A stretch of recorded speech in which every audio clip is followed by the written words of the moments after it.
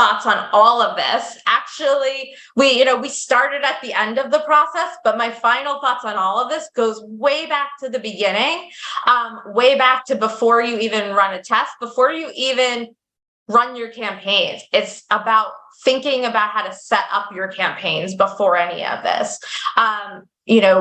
Because how you set up your campaigns in the beginning are going to impact which tests and analytics you can run, and will impact the result you get and how to understand how to interpret it.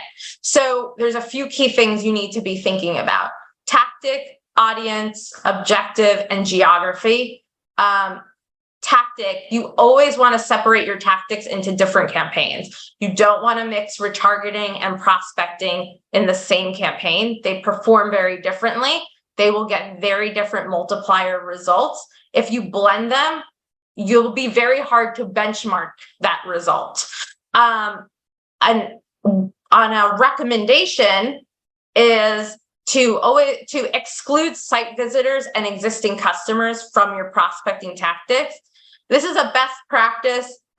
There are some reasons why a brand would not want to do that, but generally speaking, you should let prospecting be as much about new customers as possible, and to keep your site visitors and your existing customers kind of in separate campaigns where you can track their performance. If you do, for some reason, need to blend them, it's okay. You just need to understand that you might get a different multiplier number that looks a little different than the typical prospecting multiplier number. On the audience side, you want to, even within a tactic, you want to separate out different audiences into their own campaigns. So lookalike modeling and interest targeting, yes, they are both prospecting tactics. And yes, you would typically, if you were running a geo test, you would typically group them into the same geo test. But at the end of the day, you want them in their own campaign so that you can apply your multiplier separately and actually understand the performance of lookalike independent of interest targeting. If they're blended, again, it's going to be very difficult to tell what each of them are doing. This objective one is very specific to Facebook, but like I talked about before, you could have a lookalike conversion tactic and a lookalike traffic tactic.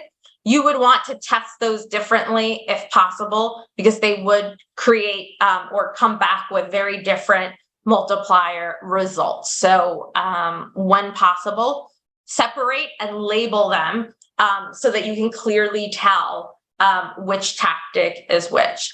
And finally, geography. I always stress to run separate countries in different campaigns.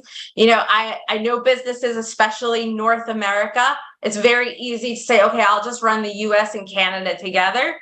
If you have to geo-test those campaigns in the future, it becomes very difficult to do when you have multiple countries flowing into the same campaign. When possible, run different countries in different accounts. It keeps it much cleaner.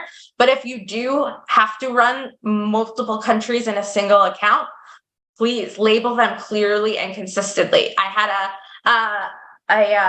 a client who was running Australia campaigns. And so I had to look for campaigns labeled AU, AUS, Australia, and then they had international campaigns. And so it became very difficult to tease out in a list of hundreds of campaigns which ones we were trying to exclude. So consistency and planning ahead are very important. And that is my final